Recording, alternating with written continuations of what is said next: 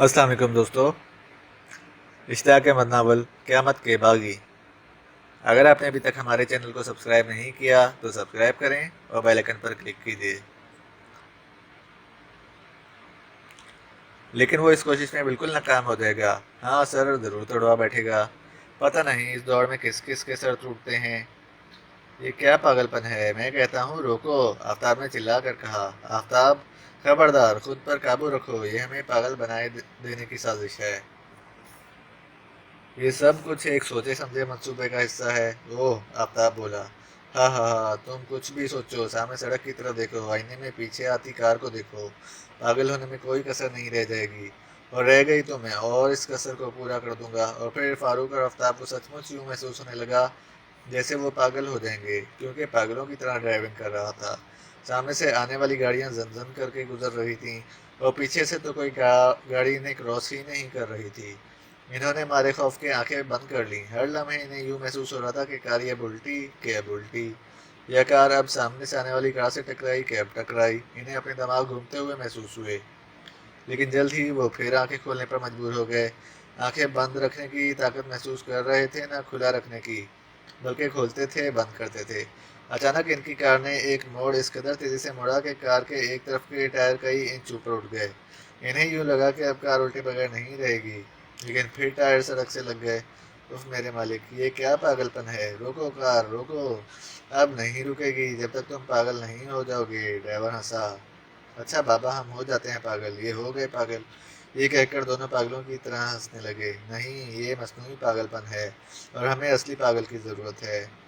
लेकिन यार, तुम करोगे क्या असली पागलपन का? बाजार में बेचूंगा। फिर तो तुम सबसे बड़े पागल लगते हो। बस चंद मिनट और लगेंगे। किस बात में? पागल होने में। वाह, अच्छी ज़बरदस्ती है ये। जाओ, नहीं होते हम पागल, आफ्ताब ने भिना कर कहा। यह हमला निशानी है इस बात की कि तुम पागल होने वाले हो, ड्राइवर ने कहा। हद हो गई। यानी कि क्यों आफ्ताब, हो गई ना? फारूक ने मुंह बनाया। वो तो कब की हो चुकी, तुम अभी तक हद होने के चक्कर में पड़े हो, आफ्ताब ने जलकर कहा। ए, दिमाग को ठंडा रखो, जानते नहीं ये हजरत हमें पागल बना देने पर तुले हुए हैं, फारूक ने फौरन कहा। खुदा का शुक्र करो अभी सिर्फ तुले हुए हैं, अगर कभी तुले होते तो क्या होता। इस सूरत में हम तो इन्हें चबा जाते कच्चा, फारूक हंसा। दिमाग तो नहीं घूम गया तुम्हारा? तले हुए को कच्चा चबा जाते, आफ्ताब ने भिना कर कहा। बस अब तो एक दो मिनट की देर है। अरे मियाँ जाओ, मुंह धो कर आओ, हफ्ते के हफ्ते धोता हूँ। लो और सुनो, ये मुंह भी हफ्ते में एक बार धोते हैं तो और क्या। मुंह रोजाना धोने की चीज़ है। महीने में एक बार नहाता हूँ, हफ्ते में एक बार मुंह धोता हूँ, साल में एक बार बाल कटवाता हूँ। अरे बाप रे, फिर किसी को पागल करने की क्या ज़रूरत है। तुम तो खुद पागल हो। अब कार रोक लो और हमें नीचे उतार दो। इन लोगों के सामने खुद को पेश कर दो कि इनसे बड़ा पागल मैं हूँ, लिहाजा मेरे होते हुए किसी और की क्या ज़रूरत है। ये बात मैंने इनसे कही थी, लेकिन इन्हें मेरे अलावा और पागलों की ज़रूरत है। मुझे तो वह पागल कर देने वाले आले के तौर पर इस्तेमाल करते हैं। और ये काम तुम कब से कर रहे हो? पता नहीं। लो, अब वो टैक्सी नज़दीक आ चली है। अब मैं अपनी ड्राइविंग का कमाल दिखाता हूँ। तुम देखो इस ड्राइवर के हाथों के तोते किस तरह उड़ते हैं। हाय हैरत है, वो हाथों में तोते पकड़कर ड्राइविंग करता है और मैं हाथों में पिस्तौल पकड़कर। इन अल्फाज के साथ ही इसने रफ्तार में कुछ और इजाफा कर दिया। अब तो इन्हें मौत सामने नजर आने लगी। इन्हें यूं लगा जैसे अब वो वाकई पागल हो जाएंगे। ऐसे में इन्होंने टैक्सी को दूर होते देखा और फिर न जाने क्या हुआ, इन्हें अपने दिमाग उलटते महसूस हुए। इन्होंने लाख कोशिश की कि दिमागों को काबू में रखें, लेकिन ऐसा ना हो सका। और फिर इनके कह कहे कार में गूंज उठे।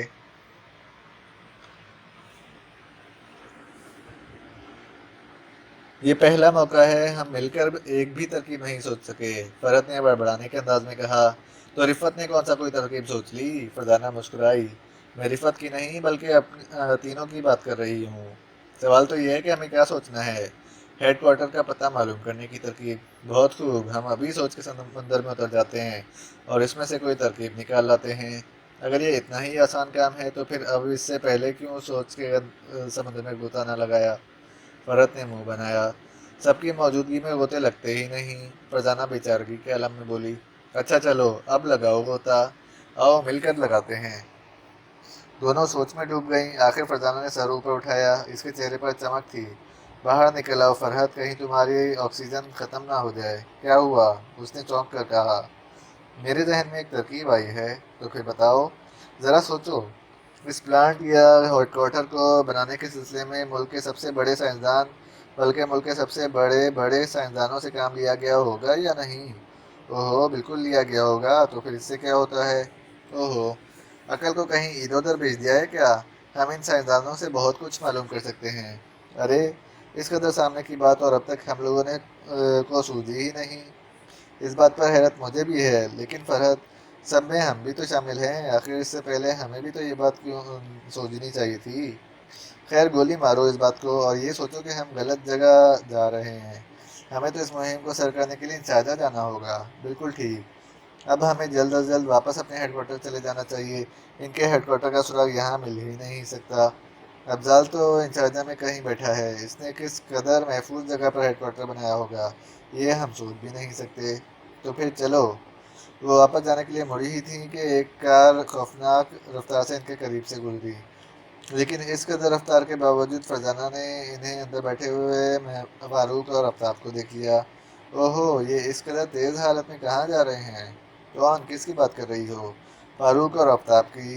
یہ جو نیلی کار ابھی ابھی گزری ہے، اس میں وہ دونوں پچھلی سیٹ پر بیٹھے تھے۔ اوہ، تو چلو پھر ان کے پیچھے چلیں۔ دماغ تو نہیں چل گیا؟ وہ کار تو اس قدر تیز رفتاری سے جا رہی ہے جیسے موت اس کے پیچھے لگی ہو۔ کوئی ماہر ترین ڈرائیور ہی ایسا کر سکتا ہے۔ تو پھر دعا کرو کوئی ٹیکسی آ جائے اور اس کا ڈرائیور ماہر ترین ہو۔ افسوس، دور دور تک کسی ٹیکسی کا نام و نشان نظر نہیں آ رہا۔ تو نظر آنے میں کیا دیر لگتی ہے؟ تم نے بالکل ٹھیک کہا، آ رہی ہے ٹیکسی۔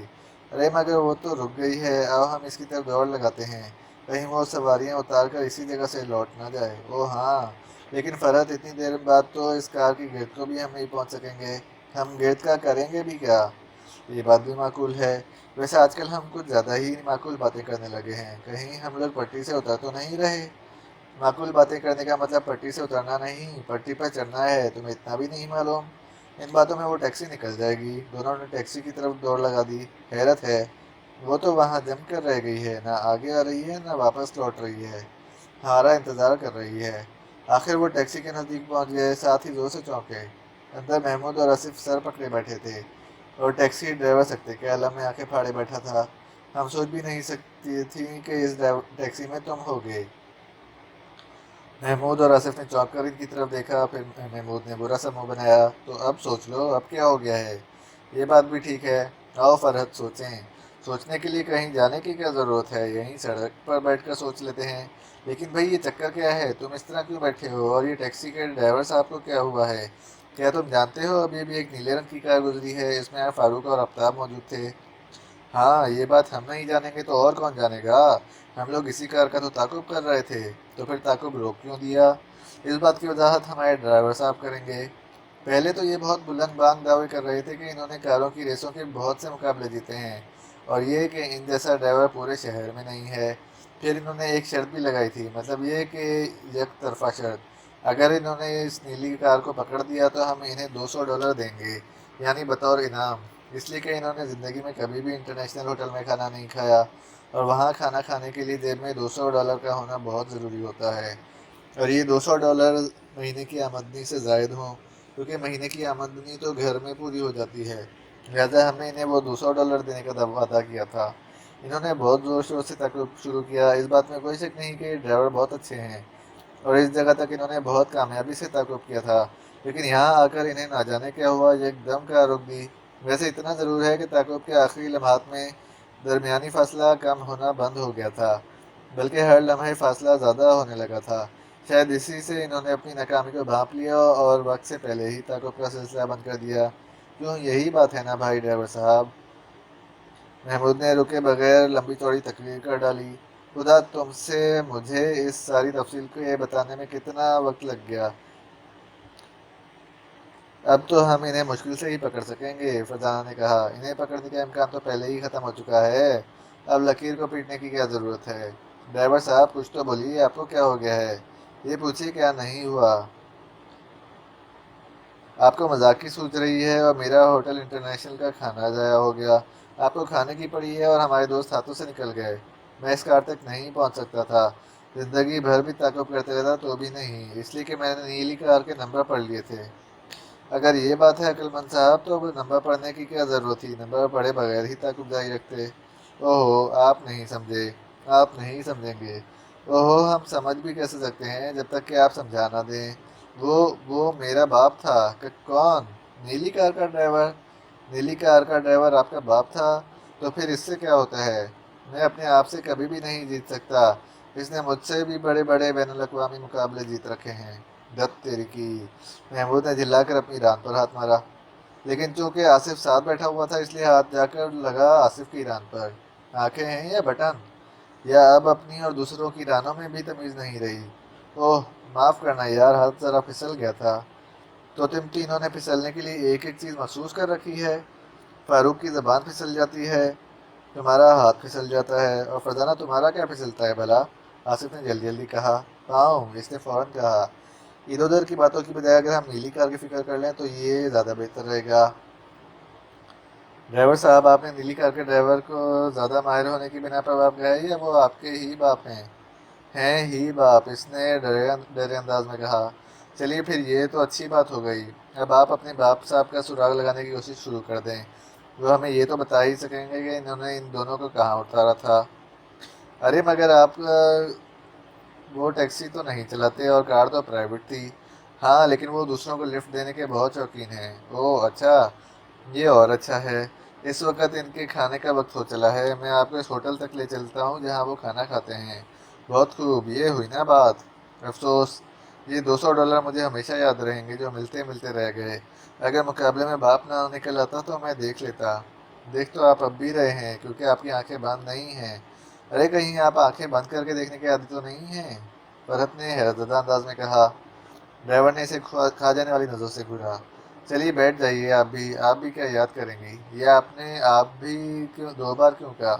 اور تم نے جیسے کوئی کسر چھوڑ دی۔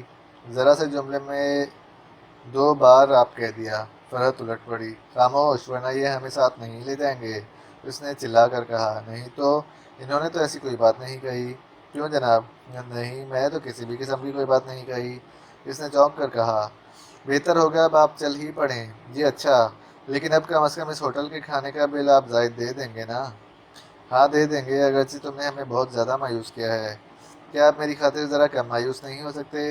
یا تم عجیب آدمی ہو۔ میں کہتا ہوں اب چلو، ہمیں تمہارے باپ سے اپنے 2 ساتھیوں کا پتہ بھی معلوم کرنا ہے۔